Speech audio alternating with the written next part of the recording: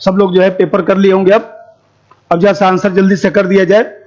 और आप लोग जो है अब 20-22 वीडियो आप लोग देख लिए, कुछ कमेंट लिख के भेजा करिए। अरे कुछ सुझाव तो लिखा करिए हम लोगों के लिए, तभी तो हम लोग जो है उस पर सुधार करेंगे। सुधार की गुंजाइश हमेशा बना रहेगा। और ये मान के चलिए कि मुझे पॉलिटी केवल 10% ही आता है, मुझे अभी 90% और पढ़ना है। तो जब तक आप लोग कुछ सुझाव नहीं भेजेंगे तब तक जो है कैसे हमारे भी सुधार होगा। कम से कम हमारे लिए कुछ कमेंट करके भेजा करिए। तो मैं बता रहा था कि ये जो पेपर है इसमें जो है पहला जो क्वेश्चन था, राज्यसभा अनुदान मांगों पर मतदान करने का अधिकार नहीं रखती। तो उस दिन समझाया था कि जो पहला जो फर्स्ट रीडिंग है, सेकेंड रीडिंग है, तो उसमें जो लोकसभा राज्यसभा दोनों में चलता है, सिंपल जो बिल है। और जो थर्ड रीडिंग है उसी में अनुदान की मांग रखी जाती है, मतलब प्रथम चरण बजट का, द्वितीय चरण और तृतीय चरण। तो तृतीय चरण में अनुदान की मांग रखी जाती है जो केवल लोकसभा में चलता है। ये बात सही है। राज्यसभा में कराधान संबंधी धन विधेयक पहले नहीं रखा जा सकता, सही बात है भाई। धन विधेयक पहले लोकसभा में रखा जाएगा ना, इसके बाद राज्यसभा में जाएगा और 14 दिन की देरी कर सकता है। तो ये दोनों सही है, लेकिन व्याख्या नहीं करेगा। दूसरा प्रश्न चलिए। दूसरा प्रश्न जो है, व्यय भारत की संचित निधि से देय होता है, ये बताइए। मैं बताया था कि प्रधानमंत्री का वेतन भत्ता जो है उस पर भारित नहीं होता है, तो 4 नंबर नहीं होगा, बाकी सब सही है। इसका आंसर क्या हो जाएगा? 1, 2, 3। अगला प्रश्न चलिए। इसमें जो है धन विधेयक के बारे में, धन विधेयक है या नहीं इसका निर्णय राष्ट्रपति थोड़े ना स्पीकर करेगा ना, तो इसे गलत हो गया। और ये सही है, वित्त मंत्री रखता है 14 दिन का धन विधेयक को राष्ट्रपति पुनर्विचार के नहीं लौटाता बल्कि स्वीकृति देता है, सही बात है। इसमें क्या होगा आंसर? 2, 3, 4। अगला चलिए। अब इसमें जो है मिलाने का है सांकेतिक कटौती। तो आप लोगों को बताया था कि सांकेतिक कटौती का मतलब क्या होता है कि मांग की राशि में से 100 रुपए कम कर दिया जाए, 50 रुपए कम कर दिए जाए, मतलब 50 और 100 के गुणांक में। तो 50 और 100 के गुणांक में है, तो देखिए ये 3 नंबर लिखा है, तो इसका मतलब ये हुआ कि इसका जो है 3 नंबर हो गया। फिर मितव्ययता कटौती है। तो मितव्ययता कटौती का मतलब एक फिक्स अमाउंट। तो फिक्स अमाउंट कहां पर लिखा है? देखिए पढ़िए, मांग की राशि को निर्दिष्ट प्रस्ताव राशि तक कम कर दिया जाए, फिक्स अमाउंट में कम कर दिया जाए। तो स्पेसिफाई ऑफर ये लिखा है ना, the amount of the call to the reduce the specified offer amount, मतलब फिक्स्ड अमाउंट। जो फिक्स्ड अमाउंट है वहां तक कम कर दिया जाए। तो इसका मतलब ये हो गया कि मितव्ययता कटौती का बी का क्या हो गया? 1। तो इसका आंसर चलिए, अब इसका आंसर जो है पहले 3 होगा फिर 1 होगा, तो 3 और 1 क्या हो जाएगा? सी। बाकी वो मिला लीजिएगा उसमें। अब जैसे चलिए आगे 5वां प्रश्न चलिए। तो 5वें प्रश्न में भारित व्यय से तात्पर्य, भारित व्यय का मतलब क्या? संचित निधि पर जो भारित हो, जिस पर मतदान नहीं होता है, जिस पर जो है सदन में कोई कटौती प्रस्ताव नहीं रखा जाएगा, तो ये होगा आंसर। आगे चलिए। अब इसमें भी मिला लिए होंगे आप लोग, इसको मिलाए होंगे, तो इसका आंसर जो है वह लेखा अनुदान का तो यही हो जाएगा, सामने जो लिखा है 1 का 1 हो गया। और अधिक अनुदान, तो अधिक अनुदान जो है वो देखा जाए तो वित्तीय वर्ष में किसी सेवा के लिए अनुदत्त रकम से अधिक, ये 3 हो गया। इसका मतलब ये हो गया बी का 3 हो गया। अब बाकी आंसर तो आप लोग मिला लिए होंगे। अब ये सब आसान प्रश्न भी आप लोग नहीं कर पाएंगे तो कैसे काम चलेगा। अब जैसे चलिए कटौती प्रस्ताव, कटौती प्रस्ताव से संबंधित कथनों पर विचार करें, सत्य कथन की पहचान करें। ये बताइए। नीति निर्बोधन कटौती सबसे प्रभावी प्रस्ताव है, सही बात है। मितव्ययता कटौती सबसे ज्यादा प्रयोग में लाया जाता है, मितव्ययता नहीं सांकेतिक कटौती, ये गलत। और सब लोग वीडियो देखा करिए, तो मैं बोला कि थोड़ा सा जो है उसको शेयर भी किया करिए अपने मित्र दोस्तों के, अपने ग्रुप में शेयर किया करिए। थोड़ा सा मैं अभी बोला कि कमेंट भी लिखा करिए। तो ये सब आप लोग करेंगे तभी तो काम चलेगा। मैं बताया कि 100 वीडियो बनाऊंगा और फिर आगे का भी प्रोग्राम है, लेकिन अभी नहीं बताऊंगा। पहले ये 100 वीडियो बनाने दीजिए, उसके बाद फुल टेस्ट का भी प्रोग्राम बनाऊंगा कुछ ना कुछ पीटी के लिए। और अभी आप लोगों का देखिए हिस्ट्री वाले सर भी जो है आप लोगों को वीडियो बना रहे हैं, तो उसका भी आनंद उठाइए। ये जो है मैं जो है ट्यूसडे, थर्सडे और सैटरडे मैं पॉलिटी पढ़ाता हूं। और फिर इसके बाद जो है मंडे, वेडनेसडे, फ्राइडे, ये 3 दिन हिस्ट्री वाली क्लास चलेगी। अभी जरा सा दोनों क्लास का आनंद लीजिए और जैसा कमेंट लिख के भेजिए कैसा सब चल रहा है। अब जैसे देखिए नीति निर्बोधन कटौती में विशिष्ट शिकायत व्यक्त किया जाता है, विशिष्ट शिकायत नहीं सार्वजनिक नीति की आलोचना की जाती है, गलत। इसका मतलब क्या हो जाएगा? केवल आंसर 1 होगा। अगला चलिए। अब इसमें जो है मिलाने वाला प्रश्न है, आप लोग मिला लिए होंगे। तो इसका जो है कटौती प्रस्ताव का मतलब बजट में प्रस्तावित कोष को कम करने की मांग। तो ए का 1 हो गया, ए का 1, अरे नहीं 2, ए का 2 हो गया। फिर इसके बाद जो है गिलोटिन, तो उस दिन सिखाया था गिलोटिन का मतलब बांस की समाप्ति। तो 3 हो गया, 2 और 3 हुआ, तो इसका आंसर क्या हो जाएगा? ए। अब जैसे चलिए 9 नंबर, ये सब जो लिखा हूं इसका मतलब क्या होता है? इसका मतलब यही तो लेखानुदान है, वोट एंड अकाउंट। यही तो वोट एंड अकाउंट है, उस दिन समझाया था। अब जैसा आगे चलिए, वही संचित निधि पर भारित होता है। ये बताइए, किसी भी उच्च न्यायालय के न्यायाधीशों का वेतन, मैं कह रहा हूं कौन सा व्यय भारत की संचित निधि पर भारित होता है? तो उसे सिखाया था कि उच्च न्यायालय के न्यायाधीशों का जो वेतन है वह राज्य के संचित निधि पर भारित होगा। तो यही तो हो जाएगा। लोकसभा अध्यक्ष का भी केंद्र की संचित निधि पर, सभापति का भी संचित निधि पर, राष्ट्रपति का भी केंद्र की संचित निधि पर। और उसने बताया था कि हाई कोर्ट और राज्यपाल का जो वेतन होता है राज्य की संचित निधि पर होता है, और पेंशन जो है केंद्र की संचित निधि पर भारित होता है। रट के रखिएगा। तो इसका आंसर क्या हो जाएगा? 1 2 3। आगे चलिए, कर लिए होंगे आप लोग। देखिए, पोल्टी का मतलब राष्ट्रपति प्रधानमंत्री नहीं, ये भी पोल्टी का पोर्शन है। तभी तो बोला कि 100 वीडियो बनाऊंगा। खूब रम के पढ़िए एकदम। पोल्टी में यदि 20 क्वेश्चन आए तो एकदम 18 क्वेश्चन हम लोग को सही कर देना आईएएस में इस बार। अब मैं भी जो भी योग्यता क्षमता है आपको पढ़ाऊंगा, और आप लोग भी तो ऐसा योग्यता क्षमता का प्रदर्शन करें, जवानी उसी तरह से चली जाएगी। अरे कुछ करके तो दिखाइए। अब जैसे चलिए, आप देखते हैं कि 11 नंबर क्वेश्चन, ये बताइए, अनुच्छेद 112 के तहत वार्षिक वित्तीय विवरण का उल्लेख है। सही बात है। भारत में सर्वप्रथम बजट जेम्स विल्सन द्वारा। सही बात है, दोनों कथन सही है। आगे चलिए, मिलाइए इसको जल्दी से। ए का क्या हो जाएगा? 3। क्यों? भारत के संसद के नियंत्रण की धुरी, control of parliament. What is axis called? Axis क्या होता है? संचित निधि। अरे सब कुछ संचित निधि के आसपास ही तो घूमेगा। और फिर इसके बाद क्या हो जाएगा इसका? भारत सरकार द्वारा प्राप्त सभी लोक धनराशियां कहां जमा की जाती हैं? सभी लोक धनराशियां जो है भारत की लोक लेखा निधि में। तो 2 नंबर हो गया, 3 और 2। तो इसका आंसर क्या हो जाएगा? डी। आगे चलिए, प्रतीकात्मक कटौती। तो प्रतीकात्मक कटौती, टोकन कट। टोकन कट का मतलब हुआ कोई विशेष शिकायत व्यक्त करना। तो सी हो जाएगा आंसर। फिर जैसे चलिए 14 नंबर। अब जैसे देखिए 14 नंबर में जो है सब पढ़ लीजिएगा आप लोग, पढ़ाया था इसीलिए दिया था। संसद में लंबित विधेयक सदनों के सत्रावसान के कारण व्यपगत नहीं होता है। सही बात, हमारे यहाँ सत्रावसान से विधेयक व्यपगत नहीं होता है, लोकसभा के विघटन से विधेयक व्यपगत होता है, लैप्स होता है। ये सही हो गया। राज्यसभा में लंबित विधेयक जिसको लोकसभा ने पारित नहीं किया है, लोकसभा के विघटन पर व्यपगत नहीं होगा। सही बात है। अरे राज्यसभा में लंबित विधेयक है, लोकसभा से टच नहीं हुआ तो व्यपगत नहीं होगा ना। और फिर कोई विधेयक लोकसभा द्वारा पारित कर दिया गया, राज्यसभा में लंबित है, तो लोकसभा से टच हो गया तो क्या हो जाएगा? व्यपगत, लैप्स हो जाएगा। सब सही है तीनों। अगला चलिए, ये सब तो मिला लिए होंगे। क्या होगा आंसर? डी। 266 क्या हो गया? बोलिए जल्दी से। 266 हो गया आपके संचित निधि।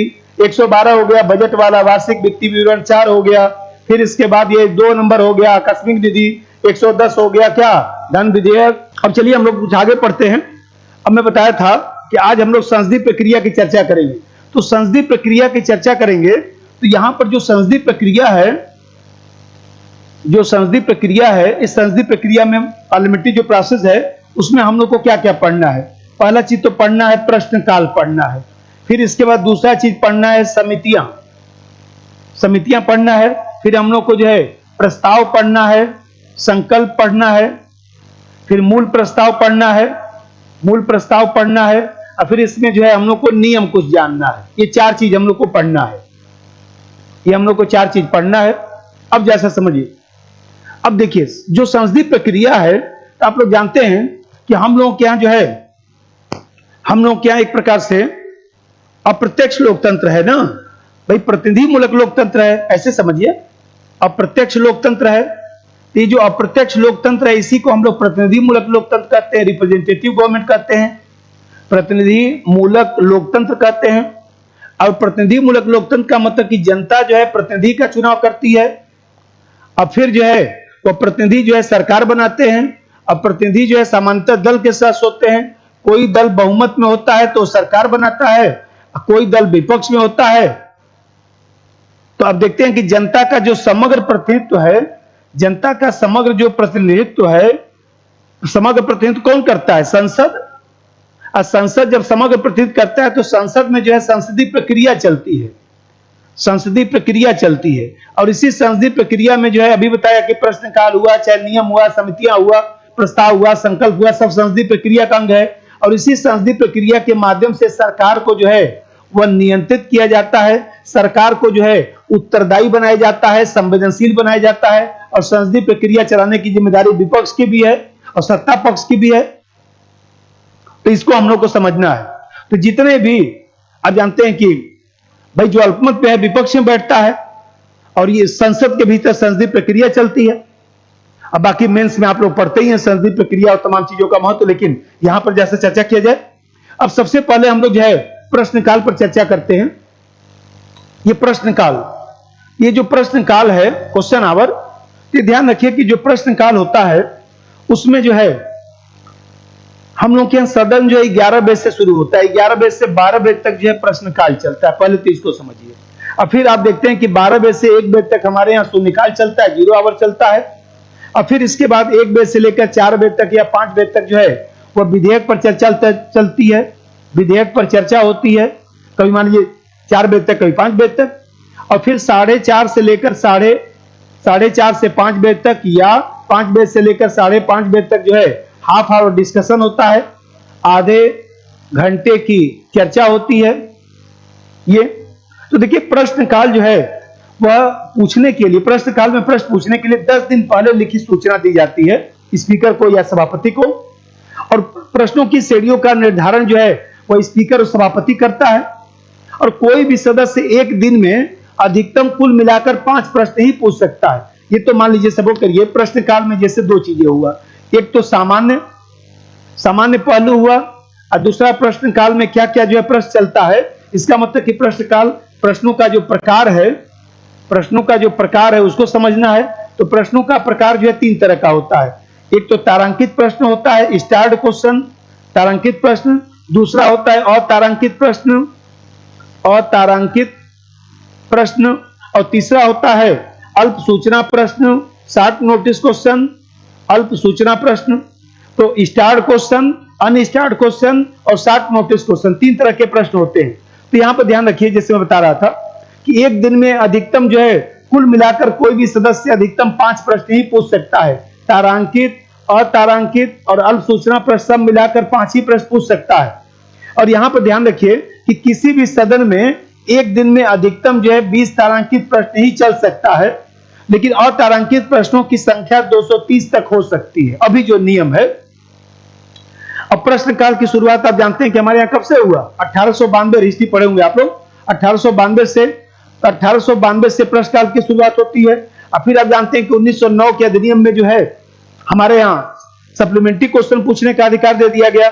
इसका मतलब कि तारांकित प्रश्न जो है 1909 से दिखाई दे रहा है। अब यहां पर प्रश्न है कि स्टार्ड क्वेश्चन, तारांकित प्रश्न का मतलब क्या है? तारांकित प्रश्न का मतलब है कि ऐसा प्रश्न जिसका उत्तर मौखिक स्वरूप में दिया जाता है।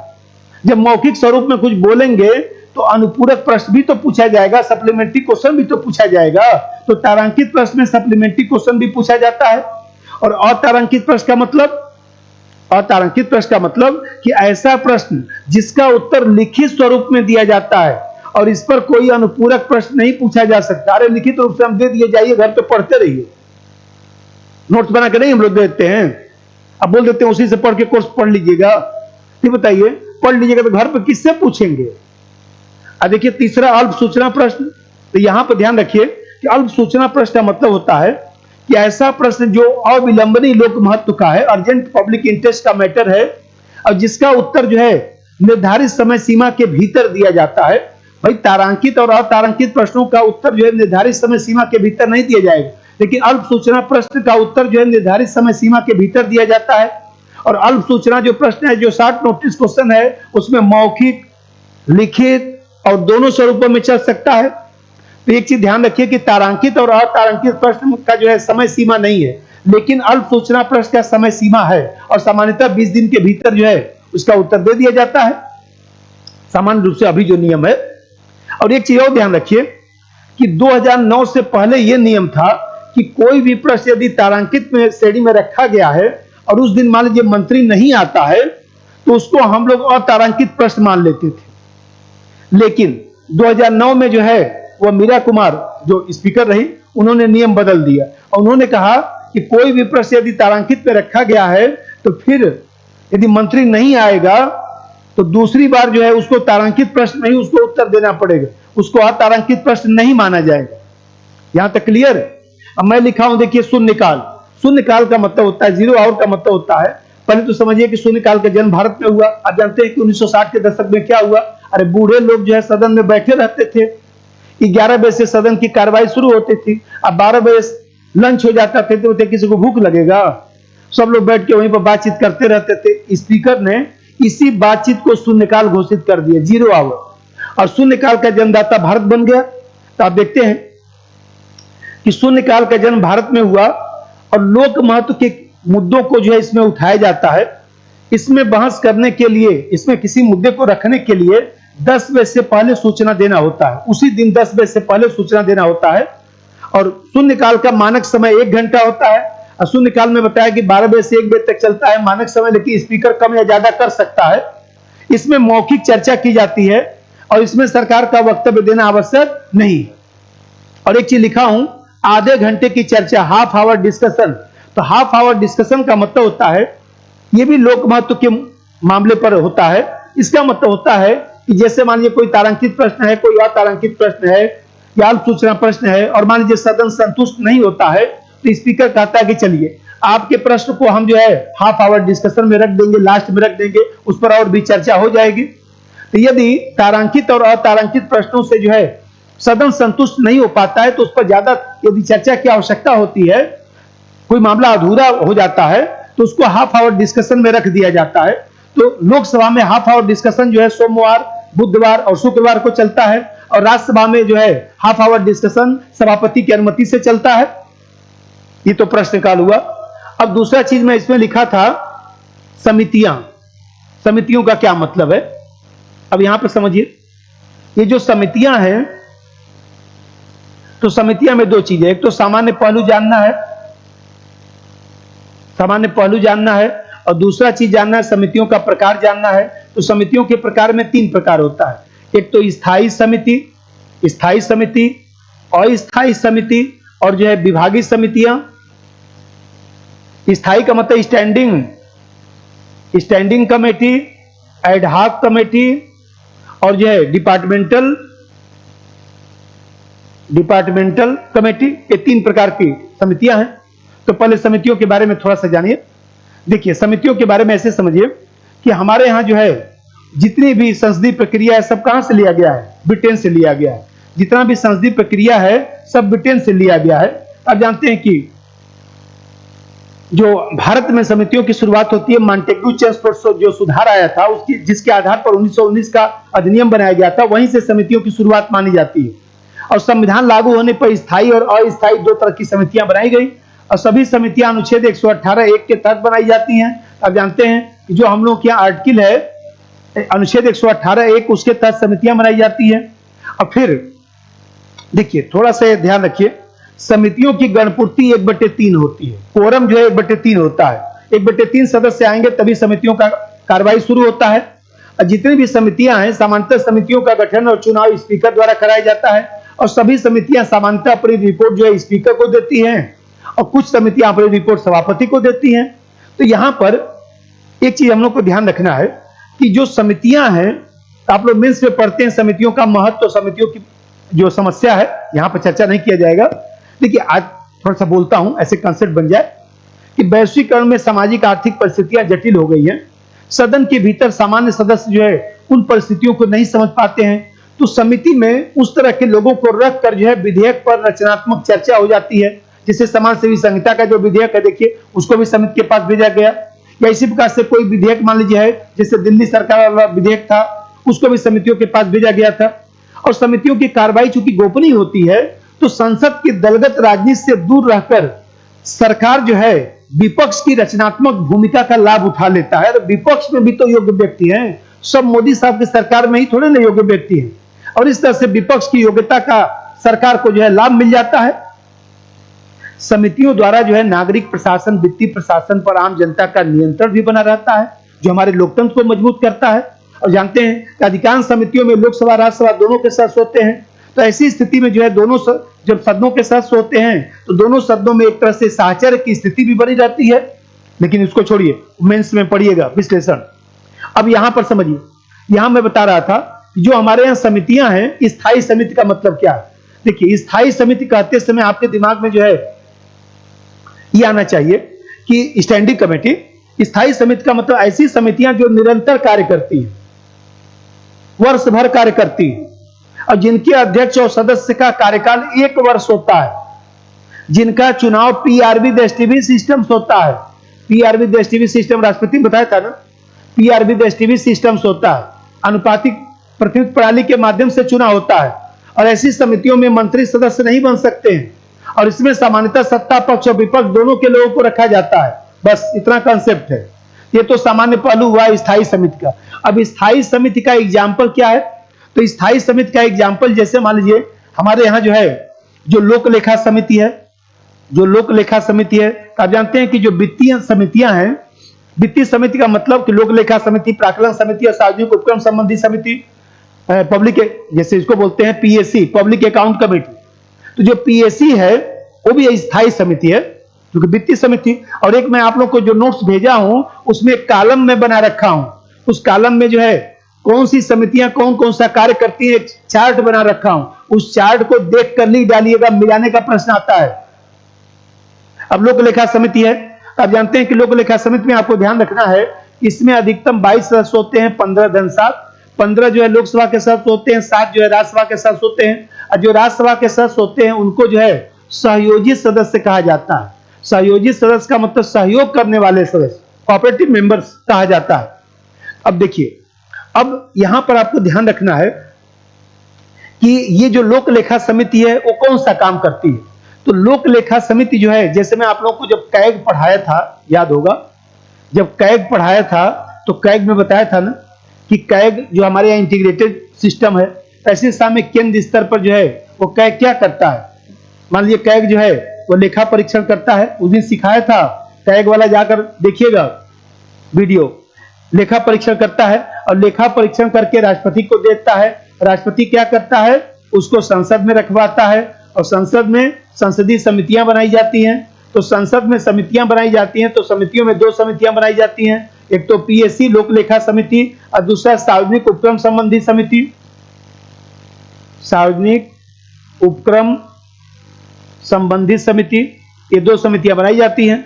अब देखते हैं कि ये जो पीएससी है, जो लेखा परीक्षण किया जाता है तो उसको 2 भागों में बांटा जाता है। एक तो सामान्य खर्च होता है, सामान्य खर्चे, और दूसरा जो है वह सार्वजनिक खर्च होता है, सार्वजनिक उपक्रम, सार्वजनिक उपक्रम संबंधी व्यय होता है। तो ये जो सामान्य खर्च होता है, इस सामान्य खर्च की जांच जो है पीएससी करती है, और सार्वजनिक उपक्रम संबंधी जो व्यय है, जो हम लोग के यहाँ जो है पीएसयू है, उसकी जांच जो है सार्वजनिक उपक्रम संबंधी करती है, पब्लिक अंडरटेकिंग कमेटी करती है, पीयूसी उसको कहा जाता है। ये दोनों स्थायी समितियां हैं। तो यहां पर देखते हैं कि पीएससी जो है, पीएससी का जांच जो होता है वो कैग जब रिपोर्ट प्रस्तुत कर देता है तो उसके बाद ये जांच करती है, और ये पता लगाता है कि संसद द्वारा दिया गया धन जो है सही मद में खर्च हुआ है कि नहीं, कोई भ्रष्टाचार और अनियमितता तो नहीं है।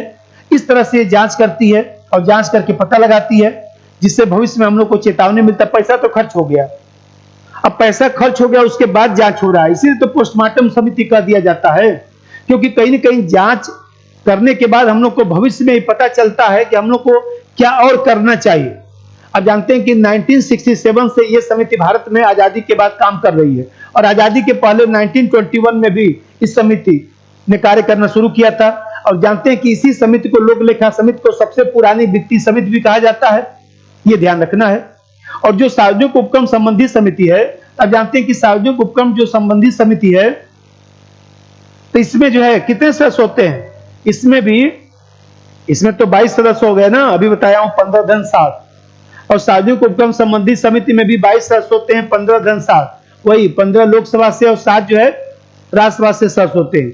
यहां पर एक चीज ध्यान रखिएगा कि जो हम लोग के यहाँ लोक लेखा समिति होती है, तो लोक लेखा समिति का जो अध्यक्ष बनता है वो सामान्यतः जो है विपक्ष का बनाया जाता है। सामान्य नियम एक बनाया गया है कि विपक्ष का सदस्य बनाया जाएगा। सार्वजनिक उपक्रम संबंधी जो समिति है, तो कैग जो रिपोर्ट प्रस्तुत करता है, सार्वजनिक उपक्रम संबंधी जो व्यय की रिपोर्ट बनाता है, उसी को ये जांच करता है। तो उसी की जांच करता है और ये सुनिश्चित करता है कि सार्वजनिक उपक्रम जो है हमारे यहाँ व्यापारिक सिद्धांत और वाणिज्यिक आदर्शों पर चल रहे हैं या नहीं चल रहे हैं, सरकारी कंपनियों में घाटा तो नहीं हो रहा है। यदि मान लीजिए घाटा हो रहा है तो उसको बंद करने का सुझाव देता है, या उसमें उसको जो है मतलब विनिवेश करने का सुझाव देता है। इस तरह से देखा जाए तो सार्वजनिक उपक्रम संबंधी समिति जो है वह हमारे यहाँ जो है सार्वजनिक जो उपक्रम चल रहे हैं उसकी समीक्षा करता रहता है। और एक वित्तीय समिति और है प्राक्कलन समिति। एक वित्तीय समिति है प्राक्कलन समिति। ये जो प्राक्कलन समिति है, एस्टीमेट कमेटी जिसको कहते हैं, तो जो प्राक्कलन समिति है उसका क्या काम है, इसको बोलते हैं एस्टीमेट्स कमेटी, प्राक्कलन समिति। एस्टीमेट कमेटी में जो है 30 सदस्य होते हैं और 30 सदस्य जो है लोकसभा से ही रखे जाते हैं, इसमें राज्यसभा का कोई सदस्य नहीं होगा। और शुद्ध रूप से लोकसभा की समिति इसको कहा जाता है। और लोकसभा का अध्यक्ष यदि इस समिति का सदस्य है, प्राक्कलन समिति का, तो उसी को ही जो है सभापति बना दिया जाता है प्राक्कलन समिति का, अन्यथा किसी अन्य सदस्य को बनाया जाएगा। अब प्राक्कलन समिति जो है जिस समय धन खर्च हो रहा है उस समय यह जांच करता है और मितव्ययता लाने का जो है वैकल्पिक सुझाव देता है। और ये जांच करके बताता है कि वास्तव में जो है प्राक्कलन जो सीमा है, जो एस्टीमेट की जो सीमा बनाई गई थी लिमिट, उस मद में पैसा खर्च हुआ है कि नहीं हुआ है। और इस तरह से देखा जाए तो शासन पर वित्तीय नियंत्रण रखता है। लेकिन ध्यान रखिएगा, इतने से मेंस में काम तो चलेगा नहीं। लोक लेखा समिति का महत्व समस्या पूछता है, प्राक्कलन समिति का महत्व समस्या पूछता है, तो उसको यहां पर मैं नहीं करूंगा, नहीं फिर बहुत ज्यादा व्यापक हो जाएगा। तो आपको केवल इतना ध्यान रखना है प्राक्कलन समिति में। अब यहां पर एक चीज ध्यान रखिए कि मैं बनाया हूं, अब इसी तरह से ये जो है अस्थायी समिति बनाया हूं। तो देखिए अस्थायी समिति कहते समय आपके दिमाग में क्या आना चाहिए, एडहॉक कमेटी, एडहॉक कमेटी, अस्थायी समिति, इसी को तदर्थ भी बोलते हैं, तदर्थ आब्लिक अस्थायी समितियां। तो तदर्थ और अस्थायी समितियों का क्या मतलब है, ऐसी समिति जो आवश्यकता अनुसार बनाई जाती है और आवश्यकता के समाप्त होने पर जो है स्वतः समाप्त हो जाती है। और इनका चुनाव जो है किस तरीके से होगा, अस्थायी समिति का सामान्य रूप से होगा, पीआरबी डिस्ट्रीब्यूट सिस्टम से नहीं होगा।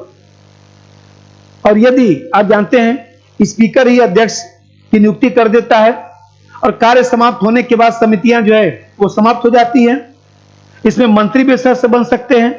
अब जैसे आप लोगों को उस दिन जब विधेयक पढ़ाया था तो बताया था प्रवर समिति, याद होगा आप लोगों को, प्रवर समिति, सेलेक्ट कमेटी। तो सेलेक्ट कमेटी जो बताया था, सेलेक्ट कमेटी, इसका मतलब क्या हुआ, सेलेक्ट कमेटी का मतलब हुआ कि इसमें जो है 30 सदस्य होते हैं, इसमें मैक्सिमम जो है वो 30 सदस्य होंगे। और किसी विधेयक पर जब समस्या आती है तो इसको बनाया जाता है और 30, अधिकतम 30 होंगे, 20 भी हो सकते हैं लेकिन अधिकतम 30। और इस तरह से सदन अपना, समिति जो है अपना रिपोर्ट सदन को जब दे देती है तो ये समिति समाप्त हो जाती है। और इस तरह से विधेयक पर व्यवस्था उपलब्ध कराने के लिए समिति बनाई जाती है, जिससे भूमि अधिग्रहण जो कानून बनाया गया था उसके लिए प्रवर समिति बनाया गया था। अब इसी का दूसरा समिति जो उस दिन में बताया था, संयुक्त प्रवर समिति, संयुक्त प्रवर समिति। और संयुक्त प्रवर समिति का मतलब joint select committee, joint select committee.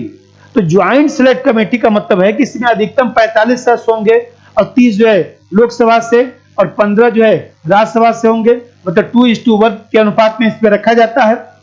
और जब मैं बताया कि ये भी विधेयक के संदर्भ में बनता है, इसमें दोनों सदनों के सदस्य होते हैं, दोनों सदनों के सदस्य होते हैं। यदि सरकार को लगता है कि भाई लोकसभा में विवाद हो रहा है, राज्यसभा में भी हो सकता है, तो संयुक्त प्रवर समिति बना दी जाती है। इसी प्रकार से पढ़ते होंगे कि एक समिति आती है संयुक्त संसदीय समिति। एक होता है संयुक्त संसदीय समिति। तो संयुक्त संसदीय समिति, उसको जेपीसी बोलते हैं, ज्वाइंट पार्लियामेंट्री कमेटी बोलते हैं। तो ज्वाइंट पार्लियामेंट्री जो कमेटी है उसमें 45 सदस्य अधिकतम होते हैं, 30 धन 15, 30 जो है लोकसभा के, 15 जो है राज्यसभा के सदस्य होते हैं। और किसी मामले की जांच के लिए इसका गठन किया जा सकता है। और मैं बताया किसमें, जैसे 2G स्पेक्ट्रम मामले में, या मान लीजिए सब करिए कि पीसी चाको की अध्यक्षता में किया गया था, जिससे राफेल की जांच के लिए जेपीसी की मांग चल रही थी। जैसे जैविक खाद्य जो संवर्धन है, जो विधेयक बनाया गया है, उसके लिए भी इसकी मांग चल रही थी। इस तरह से देखा जाए तो ये सब समितियां विधेयकों पर या किसी विशेष मसले की जांच करने के लिए बनाई जाती है। अब यहां पे एक चीज ध्यान रखिएगा कि जो विभागीय समितियां हैं, जो विभागीय समिति है, डिपार्टमेंटल जो कमेटी है, उसका क्या मतलब है? डिपार्टमेंटल कमेटी अमेरिका से लिया गया है, बाकी समितियां सब ब्रिटेन से लिया गया है। आप जानते हैं कि डिपार्टमेंटल जो कमेटी है उसके लिए 1989 में हमारे यहाँ कानून बनाया गया था, और ये समितियां 1993 से लागू भारत में हैं। प्रारंभ में 17 विभागीय समितियां बनाई गई थी। जुलाई 2004 से इनकी संख्या बढ़ाकर जो है 24 कर दिया गया। तो अभी वर्तमान में 24 समितियां हैं, और 24 समितियों में जो है वो देखा जाए तो 16 का जो अध्यक्ष है, 16 समितियां लोकसभा के संदर्भ में है। मतलब कि लोकसभा के संदर्भ का मतलब कि लोकसभा का सदस्य इसका अध्यक्ष बनता है, और जो 8 समितियां हैं उसका अध्यक्ष जो है राज्यसभा का कोई सदस्य बनता है। तो अभी वर्तमान में 24 समितियां काम कर रही हैं। अब विभागीय समितियों में जो है, प्रत्येक विभागीय समितियों में 45 सदस्य ही पाया जाता है अधिकतम, 30 जो है लोकसभा से और 15 जो है राज्यसभा से। कम भी हो सकता है, लेकिन ये आंकड़ा बनाया गया है। और मैं बताया कि 24 समितियां वर्तमान में हैं, 16 के अध्यक्ष लोकसभा से और 8 के अध्यक्ष जो है राज्यसभा से हैं। और एक सदस्य अनेक विभागीय समितियों का सदस्य बन सकता है। और एक विभागीय समिति भी बहुत सारे विभागों का कार्य देखती है। इसमें मंत्री जो है सदस्य नहीं बन सकते, और इसका चुनाव भी विभागीय समितियों का जो चुनाव है वो पीआरबी एसटीवी सिस्टम से होता है, अनुपातिक प्रतिनिधि प्रणाली के माध्यम से होता है। अब देखिए, बजट पर सामान्य चर्चा के बाद सदन एक निश्चित अवधि तक स्थगित हो जाता है। जैसे मान लीजिए बजट रखा गया, अब जो द्वितीय चरण है उसके बाद कुछ दिनों के लिए सदन स्थगित हो जाता है, फिर तृतीय चरण चलता है। तो उसी दौरान ये समितियां अनुदान की मांगों पर विचार करती हैं, अपना प्रतिवेदन देती हैं। अब विभागों के संबंध में विधेयकों पर जो है समितियां विचार करती हैं। विभागीय कोई नियम बनाना है, उपनियम बनाना है, विनियम बनाना है, तो उसमें ये सब समितियां कारगर हैं। अब सबसे बड़ी बात है कि विभाग के संबंध में सरकारी जो कामकाज होता है उसका पर्यवेक्षण समितियां करती हैं। विभागीय कार्यों पर संसदीय जो नियंत्रण है उसको समितियां बढ़ावा देती हैं। ये तो मैं समितियों के बारे में मैं आपको बताया। लेकिन यहां पे एक चीज ध्यान रखिएगा कि मैं अभी बोला हूं कि एक चार्ट में नोट्स में आप लोग के बना रखा हूं। सब लोग टेलीग्राम से जुड़ जाइए, रियूनियन आईएएस से। उसी टेलीग्राम पर मटेरियल भेजता हूं, उसी में जाके खोजिएगा। केंद्र सरकार का पूरा मटेरियल है, तो उसी में बना होगा, जैसे लिखा होगा वित्तीय समितियां। अब यहाँ वित्तीय समितियों के नीचे 3 समितियों का नाम लिखा होगा, फिर विषयगत समितियां, तो यहाँ पर नाम लिखा होगा। या मान लीजिए सपोज करिए इसी प्रकार से सदन की समितियां, तो 4 नाम लिखा होगा। जांच समितियां तो 2 नाम लिखा होगा। छानबीन समितियां तो इसमें 4 नाम लिखा होगा। इस तरह से नोट कर लीजिएगा, क्योंकि यहाँ पर लिख देगा कार्य, मान लीजिए सदन की समितियां, यहाँ पर जांच समिति, यहाँ छानबीन समिति, यहाँ सेवा उपलब्ध कराने वाली समिति, और एक एक एग्जाम्पल लिख देगा, मिलाने को बोलता है। तो बिना रटे आपका सही नहीं होगा। तो इसको जो है एक तो ये चीज पढ़ना है, जैसे मैं बताया। एक तो हो गया स्थायी समिति, एक हो गया अस्थायी समिति, मतलब स्टैंडिंग कमेटी, एडहॉक कमेटी, और तीसरा हो गया विभागीय समिति। उसको बोलते हैं डिपार्टमेंटली रिलेटेड स्टैंडिंग कमेटी, विभागीय समिति को बोलते हैं। और मैं बताया था कि अनुच्छेद 118 के तहत संसदीय प्रक्रिया और कार्रवाई के संचालन के लिए नियम बनाने के लिए संसद की शक्ति है। तो जितनी भी संसदीय समितियां बनाई जाती हैं अनुच्छेद 118 के तहत बनाई जाती हैं। ये सब मैं आपको क्लियर कर दिया। और यहां पर एक चीज ध्यान रखिए कि जो, जैसे मान लीजिए अब मैंने पढ़ाया आपको क्या क्या बताइए, स्थायी समिति पढ़ाया, अस्थायी समिति पढ़ाया, तब अपने मन से ही 4-5 अंतर भी लिख देना चाहिए कि जैसे स्टैंडिंग जो कमेटी है और जो एडहॉक कमेटी है, इन दोनों में क्या अंतर है। इससे कंसेप्ट मजबूत होगा। जैसे उस दिन मैं बताया था simple bill, amendment bill, money bill, financial bill. तो इस तरह से अंतर लिखने से, जैसे मान लीजिए स्टैंडिंग कमेटी बताया कि ये निरंतर कार्य करता है, प्रत्येक वर्ष जो है मतलब एक वर्ष ये वर्ष भर कार्य करता है। और ये देखा जाए तो एडहॉक कमेटी में क्या बताया, एडहॉक कमेटी में बताया कि निरंतर कार्य नहीं करता है, आवश्यकता अनुसार बनाया जाता है और आवश्यकता की समाप्ति के बाद समाप्त हो जाता है। और दूसरा बात देखिए, अभी बताया कि इसका चुनाव जो है पीआर विद एस्टिमेट सिस्टम से होता है, और एडहॉक जो कमेटी है, जो अस्थायी समिति है, इसका चुनाव सामान्य तरीके से होता है। और अभी बताया हूं कि स्टैंडिंग जो कमेटी होगा उसमें मंत्री जो है सदस्य नहीं बन सकता है, लेकिन एडहॉक जो कमेटी बनाई जाती है उसमें मंत्री भी सदस्य बन सकता है। और यहां पर मैं बताया कि जो स्टैंडिंग कमेटी होता है उसका निर्धारित कार्य है कि कौन सा कार्य करेगा, लेकिन स्टैंडिंग कमेटी में जो कार्य आता है उसके अनुसार ये कार्य करता है। जैसे मान लीजिए 2G स्पेक्ट्रम घोटाला हो गया, चाहे पेयजल वाले में हो गया, चाहे कोई घोटाला हो गया, मान लीजिए अभी बोफोर्स घोटाला मान लीजिए उसमें बना था, जेपीसी बना था, चाहे मान लीजिए राफेल वाले में जेपीसी की मांग हो रही थी। तो आप देख रहे हैं कि समय परिस्थिति के अनुसार एडहॉक कमेटी बनाया जाता है, ऐसे उसको रटा जाता है। जब अंतर करेंगे तो कंसेप्ट की क्लियरिटी हो जाएगी, उससे जब क्वेश्चन कठिन आएगा तो आपका गलत नहीं होगा।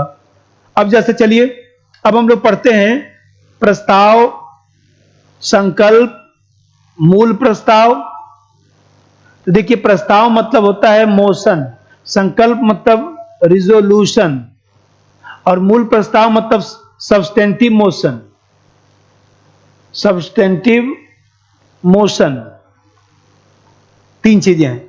अब देखिए सबसे पहले समझिए ऐसे कि जो बड़ा गोला है वो हो गया प्रस्ताव, इसके भीतर छोटा गोला हो गया मूल प्रस्ताव, मूल प्रस्ताव सब्सटेंटिव मोशन, इसके भीतर हो गया संकल्प। अब मैं कहूं कि सभी संकल्प प्रस्ताव होते हैं, सही बात, सभी प्रस्ताव संकल्प होते हैं, गलत बात। सभी मूल प्रस्ताव संकल्प की श्रेणी में आते हैं, गलत बात। कुछ मूल प्रस्ताव संकल्प की श्रेणी में आते हैं, सही बात। सभी संकल्प मूल प्रस्ताव होते हैं, सही बात। ऐसे भी क्वेश्चन पूछा होगा, ऐसे स्टेटमेंट लिखता है, भी ध्यान रखिएगा। अब प्रस्ताव का मतलब समझिए, मोशन का मतलब देखिए, प्रस्ताव संसदीय प्रक्रिया का मैं बताया कि अंग है, इसके माध्यम से सरकार को जो है नियंत्रित करके सरकार को उत्तरदायी बनाया जाता है। तो यहां पर जो उत्तरदायी बनाया जाता है, तो इसमें आप देखते हैं कि हमारे यहां जो है उत्तरदायी बनाने के लिए अनेक प्रस्ताव होते हैं। जैसे मान लीजिए कुछ एग्जाम्पल बताता हूं, जैसे मान लीजिए है काम रोको प्रस्ताव, काम रोको प्रस्ताव, इसी को हम लोग कहते हैं स्थगन प्रस्ताव, इसी को हम लोग कहते हैं स्थगन प्रस्ताव, इसको बोलते हैं एडजर्नमेंट मोशन, एडजर्नमेंट मोशन, स्थगन प्रस्ताव। तो स्थगन प्रस्ताव का मतलब है कि यह असाधारण प्रक्रिया है जिसके स्वीकार कर लेने पर उस दिन की समस्त कार्रवाई बंद कर दी जाती है और सिर्फ उसी विषय पर चर्चा किया जाता है और मतदान किया जाता है, लेकिन इसके लिए 50 सदस्यों का हस्ताक्षर आवश्यक है, 50 सदस्यों के हस्ताक्षर द्वारा ही लाया जा सकता है। और काम रोको प्रस्ताव लाने के लिए 4 शर्तें बनाई गई। पहली शर्त यह है कि निश्चित मामला होना चाहिए, स्पेसिफिक मैटर होना चाहिए। दूसरा चीज है तथ्यात्मक मामला होना चाहिए, फैक्चुअल मैटर होना चाहिए। और तीसरा चीज है अविलंबनी लोक महत्व, अविलंबनी मतलब अर्जेंट मैटर होना चाहिए। और चौथा चीज है लोक महत्व का मामला होना चाहिए। यदि चारों चीजें शामिल होंगी तभी जो है काम रोको प्रस्ताव लाया जा सकता है।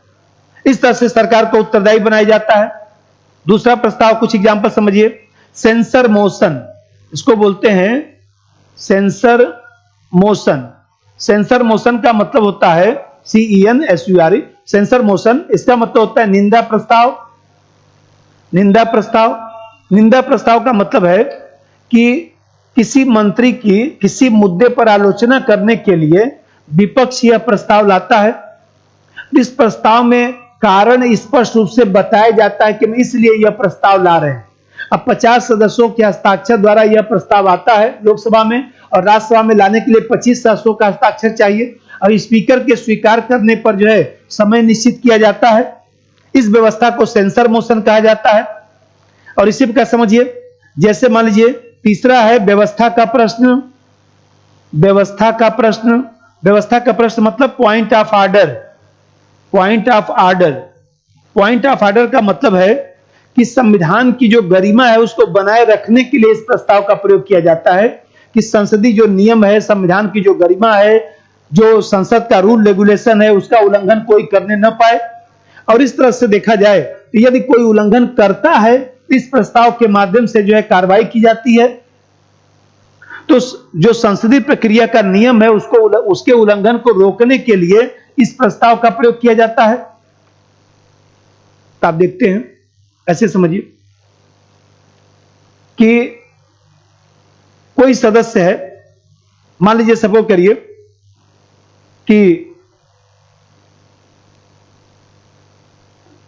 एग्जाम्पल बताता हूं, सबसे अच्छा रहेगा।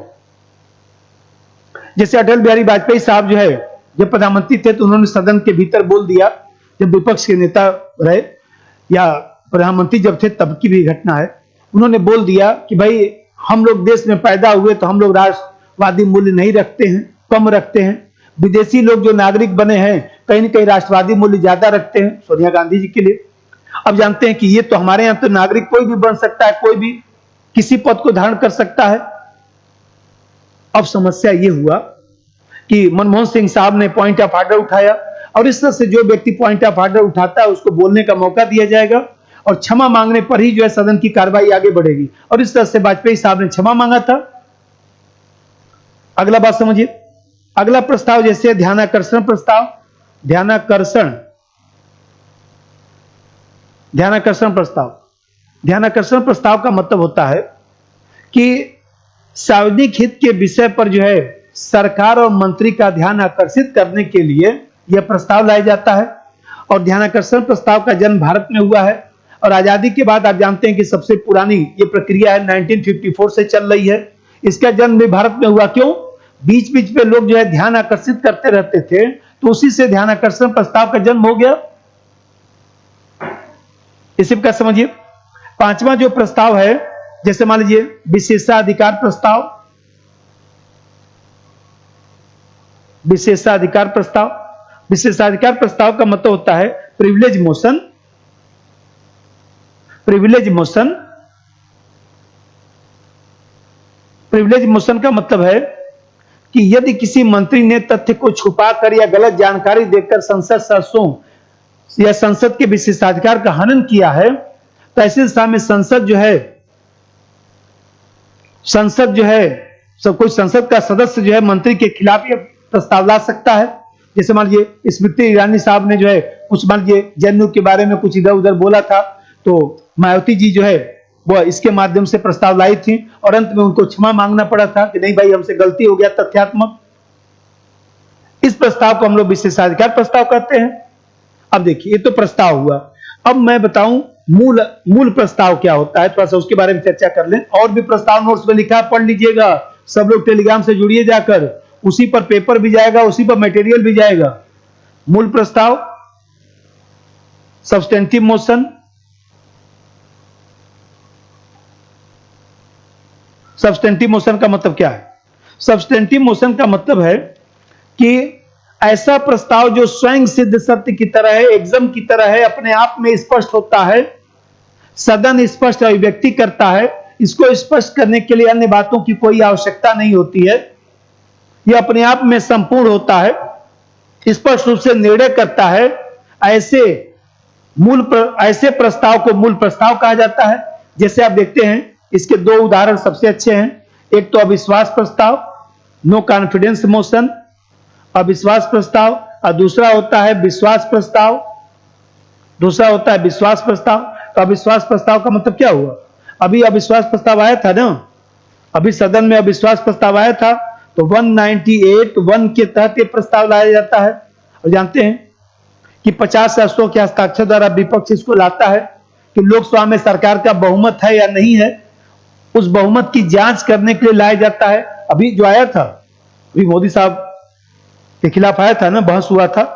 अब जानते हैं यदि 50 सदस्यों का हस्ताक्षर हो जाता है, स्पीकर स्वीकार कर लेता है, तो चर्चा होता है और मतदान होता है। और सबसे पहले अविश्वास प्रस्ताव का प्रयोग जो है 1963 में जो है कृपलानी साहब द्वारा किया गया था। कृपलानी साहब द्वारा जो है नेहरू सरकार के खिलाफ लाया गया था, ये ध्यान रखिए। और 198(1) के तहत ये लाया जाता है। लेकिन अविश्वास प्रस्ताव में जो है कि 50 सदस्यों का हस्ताक्षर चाहिए। यहां पर ध्यान रखिए, कारण बताना जरूरी नहीं है। निंदा प्रस्ताव में कारण बताना जरूरी है। अब विश्वास प्रस्ताव समझिए। विश्वास प्रस्ताव का मतलब क्या हुआ? विश्वास प्रस्ताव का मतलब हुआ कि जैसे चुनाव के बाद राष्ट्रपति राज्यपाल द्वारा जो है सरकार को शपथ दिलाने के बाद लोकसभा में बहुमत सिद्ध करने के लिए राष्ट्रपति प्रधानमंत्री से कहता है कि भाई आप बहुमत सिद्ध करिए, तो बहुमत सिद्ध करने के लिए प्रधानमंत्री एक लाइन का संकल्प पढ़ता है कि सदन सरकार पर विश्वास करती है, फिर उसी पर चर्चा होता है, फिर मतदान होती है, और जब आधे से ज्यादा पक्ष मतदान कर देते हैं तो सरकार को कानूनी रूप से मान्यता मिल जाती है, संवैधानिक रूप से मान्यता मिल जाती है। इस व्यवस्था को कॉन्फिडेंस मोशन कहा जाता है। इसमें हस्ताक्षर की आवश्यकता नहीं होता है और इसमें 50 सदस्यों के हस्ताक्षर की आवश्यकता होता है। और अविश्वास प्रस्ताव और विश्वास प्रस्ताव का उल्लेख संविधान में नहीं है, संसदीय प्रक्रिया के तहत है, संविधान में इस शब्द का उल्लेख नहीं है, ध्यान रखिएगा। और फिर विश्वास प्रस्ताव के लिए अविश्वास प्रस्ताव के लिए कारण बताना जरूरी नहीं है, थोड़ा ध्यान रखिएगा। अब यहां पे एक शब्द लिखा हूं संकल्प। अब संकल्प का क्या मतलब है, 2 लाइन समझिए। रिजोल्यूशन, संकल्प का मतलब है कि संकल्प मूल प्रस्ताव की श्रेणी में आता है। अभी मैं बताया हूं, देखिए गोला ध्यान रखिए कि सभी संकल्प मूल प्रस्ताव की श्रेणी में आएगा। इसका मतलब कि इस पर मतदान की व्यवस्था भी होती है, सदन की इच्छा को अभिव्यक्त भी करता है, जैसे अंतर्राष्ट्रीय संधि समझौतों पर हस्ताक्षर कोई किया जाता है, या 249 में संकल्प शब्द का प्रयोग किया गया है, 312 में संकल्प शब्द का प्रयोग किया गया है, स्पष्ट रूप से अभिव्यक्ति होगी। इसके माध्यम से भी सरकार को उत्तरदायी बनाया जाता है। और फिर अब इसमें हम लोग जो पढ़ रहे थे उसमें एक चीज बचा हुआ है, नियम। बस 4 लाइन जैसा बोल दें, नियम, रूल। आप जानते हैं कि संसद की कार्रवाई चलाने के लिए कुछ रूल बनाया गया है, कुछ नियम बनाया गया है, तो नियमों से भी प्रश्न कभी कभी पूछता है। तो संसदीय प्रक्रिया को सुचारू पूर्वक चलाने के लिए कुछ नियम बनाया गया है अनुच्छेद 118 के तहत। जैसे मैं कहूं, जैसे मैंने कहा कि रूल 184, तो रूल 184 का मतलब होता है कि विचार विमर्श होगा और विचार विमर्श के साथ मतदान होगा। इसको हम लोग बोलेंगे रूल 184। मान लीजिए मैं कहूं रूल 193, तो रूल 193 का मतलब हुआ कि विचार विमर्श तो होगा लेकिन मतदान नहीं होगा। जैसे मैं कहूं कि रूल 56, इसका मतलब होता है कि लोक महत्व के मुद्दे पर कोई चीज विचार करना है, जैसे काम रोको प्रस्ताव आता है तो उसको हम लोग रूल 56 कहते हैं। जैसे मैं कहूं कि रूल 41, इसका मतलब हुआ रूल 41 का मतलब होता है संसद में पूछे जाने वाले प्रश्नों की शर्तों का उल्लेख करना, जैसे कौन सा तारांकित प्रश्न है, कौन अतारांकित होगा, तो ऐसे जो प्रश्न पूछे जाते हैं उसको रूल 41 कहा जाता है। तो पूछे जाने वाले प्रश्नों को किस श्रेणी में रखा जाएगा, किस नियम के तहत रखा जाएगा, उसके लिए रूल 41 बनाया गया है। इसी प्रकार से जो है वह रूल 377, तो 377 का मतलब होता है कि लोक महत्व के मुद्दे पर जो है किसी नई प्रक्रिया की शुरुआत करनी है, जैसे शून्यकाल की शुरुआत हुई तो उसको रूल जो है 377 कहा जाता है। और इसी प्रकार से जो है, जैसे मैं अभी बार बार बताया कि जैसे आप देखते हैं कि कुछ चर्चा में भी चल रहा है, अभी नहीं देखे होंगे कि आप पार्टी के जो है राज्यसभा से उनको जो है निलंबित कर दिया गया, कांग्रेस के लोगों को, या मान लीजिए संजय सिंह को देखिए अभी आप पार्टी के थे तो उनको जो है उनको राज्यसभा से निलंबित कर दिया गया। अब इसको जैसा सुन लीजिए, इस पर भी कुछ नियम है, कुछ करंट से भी जोड़कर आता है रहता है क्वेश्चन। जैसे रूल जो है 373 है, 373 का मतलब होता है कि सदस्यों को बाहर जाने के लिए कहना, ये लोकसभा का नियम है, ध्यान रखिएगा।